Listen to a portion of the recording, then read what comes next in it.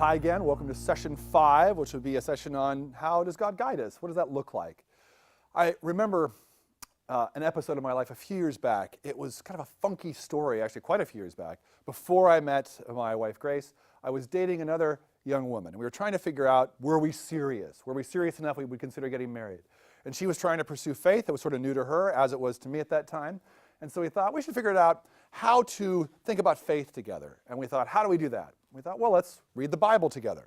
What's part of the Bible that neither of us had ever read? Well, there was infinite parts of the Bible we hadn't read. We picked one. We picked a difficult book called Daniel in the Old Testament. And so we agreed once a week we'd read a chapter or two from Daniel together, we'd talk about it, and then that's what we'd do to bond. So we read the first couple of chapters of Daniel. The young woman I'll call Jane was super smart and kind of heady, and so when it was done, we said, well, like, how would you apply this? What would this mean to your life? And she had all sorts of really smart, really thoughtful things that I didn't understand. And so I heard them, I thought, wow, that's great. I guess what I'm wondering is if God sometimes speaks to us through dreams. Because in those first 2 chapters of Daniel, there's a king who has a dream which turns out to be a really big deal. And he talks to Daniel, and Daniel interprets the dream for him, and it's a big deal. I said, have you ever considered, Jane, that God would speak to you through your dreams? Because I never have. It's never crossed my mind until today. And she said, it never crossed my mind. I said, well, let's do an experiment. Let's put a notebook by the side of our bed for the next week and a pen. And first thing when you wake up, before anything else happens, quick write down whatever your dream was that you remember, because we all know that you forget dreams within like 10 seconds if you don't just get them down. And so write it down, and then immediately after writing down the dream, ask God for an interpretation. Does this mean anything? And just write down the first thing that comes to mind, and in a week we'll talk and see how it goes. Well, we didn't make it a week. That day, that next afternoon, I get a call from Jane. And Jane says, did you have a dream? I said, I did. She says, was it meaningful? I said, it was. She said, well, me too. Here was mine. Jane worked at a speech rehab clinic for people who had been head injured in motorcycle accidents, things like that. And she said, in my dream, one of my actual clients, I remember she didn't call them patients, called them clients. One of my actual clients came in, and it's one of my real clients, and then his parents came in, though I've never actually in real life met his parents. They came in, and we had a consult, and it went badly. It was contentious, and it didn't go well. That was it. And I said, okay, did God give you an interpretation? She said, no, but interestingly enough, today, I had a consult with that client. His parents came in. They were the exact same people I had seen in my dream, but had never met until this moment, and we had kind of a contentious interaction. What do you make of that? I said, well, now that you've asked the dream interpretation expert that I am, what do I make of that? What I make of that is, that's really strange. It's about the best I can do. And she said, well, how about your dream? Well, my dream was much more symbolic. It wasn't quite nearly so literal. But when I asked for an interpretation, the interpretation was an interesting one. It was that I should leave my graduate program and pursue an earlier interest I'd had in the arts. And I thought, okay. And she said, are you going to do it? Are you going to do it? I said, on the basis of a dream? Are you out of your mind? No, I'm not going to do it. And okay. So we kept going. We did an old Daniel thing. Over the next 3 months, I had 6 other dreams that had the exact same upshot. So after the 6th, I started talking to people about it. I went to some of my favorite professors there. And I said, what do you make of this? Have you experienced this before? Is this just me? And what they all said is, no, I haven't really experienced that before. You're right, that's different than our experience. But I'll tell you, Dave, they all said, this sounds like God. The more you talk about it and the specifics of the story, it sounds like God. I think you might want to try it. And so I did. I left my graduate program. I got a degree, not the one I'd gone there for, one that took about a year less. And I moved back to a part of the country where I had some friends doing theater. And I'd had an interest in theater, so for the next decade of my life, I was a playwright in the Bay Area of California based on this dream. And while I was there, I kind of studied a certain sort of church that I was interested in. I learned more about that. While I was there, I met Grace. A lot of my life changed. I would not be talking to you in any respect if I'd stayed that year. Everything else spun on that. So this session, we're going to talk about something that's a spin-off from 2 sessions ago, which was about prayer. And the first part was about how to talk to God and hear God talk back. And this is very much a part of that. You might remember that scripture from 2 sessions ago from James, which said, if anyone lacks wisdom, they should ask God, and God will tell them. Well, that's what I want to talk about today. But let me go back way early in the subject and ask the most basic question. You might ask, will God actually guide us? Beyond that James passage, there are some interesting scriptures on this line, like, for instance, this one from Psalm 32. I will instruct you and teach you in the way you should go. I will counsel you with my loving eye on you. God saying, I promise, if you want to know the way you should go, I'm in, I'll do it. Or Jesus says, my sheep listen to my voice. I know them and they follow me.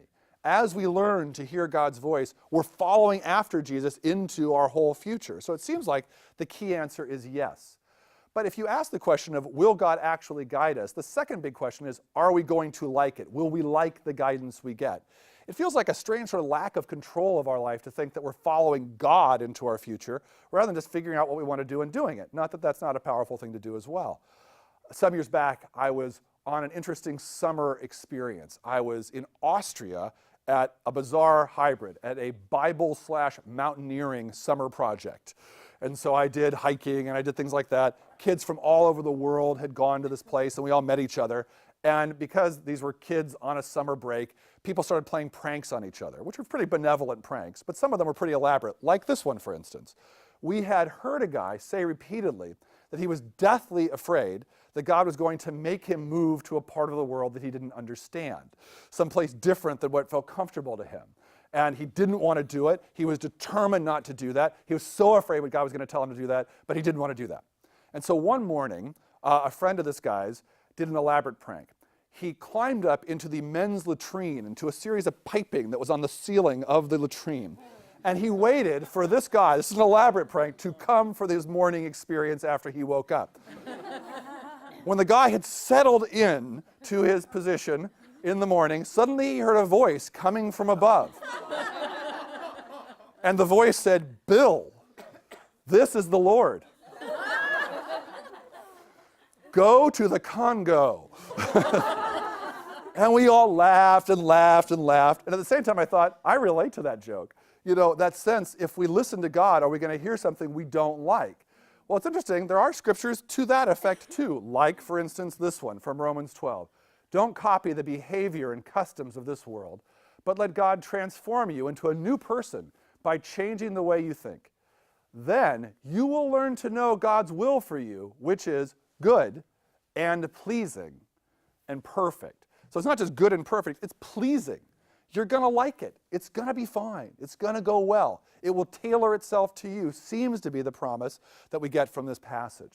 What's the first step in getting God's guidance, you might ask? The first step is to ask God, which may only make sense. Go to God and say, I want to be guided. For instance, we hear this. Woe, says Isaiah 30, to the obstinate children, declares the Lord, to those who carry out plans that are not mine, forming an alliance, but not by my Spirit, who go down to Egypt without consulting me. Woe to people who put things into practice that they've never asked me about. It doesn't go well in your life when you do. Mary, right, is the great example of this. Mary is the person who says, God, whatever you want me to do, I will do. Jesus' mother, Mary. And she becomes famous just for that. Her posture towards God is a fundamental yes. Some years back, I had gone now up to the Bay Area. I was working as a playwright after this dream experience. On the one hand, it went great. I learned some great things. I met some great people. I had some plays produced. It was super fun. On the other hand, my life was not progressing very quickly, as is so often the case with a starving artist. And so I thought, I have got to figure out a job, a career, what's long-lasting. So I was working in these entry-level jobs that were wonderful, with wonderful people, but they didn't have a future.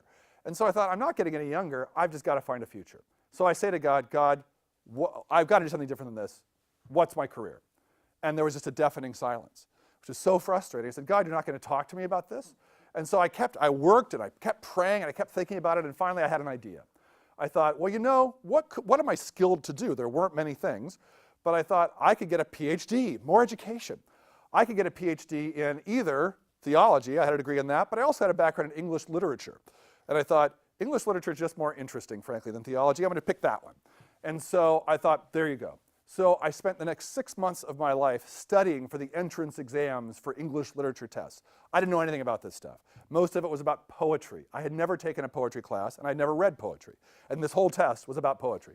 So I went to 2 friends who had taken this test before to tutor me for 6 months. And they diligently did. The day comes, I take the test, and if I may say, I ace it.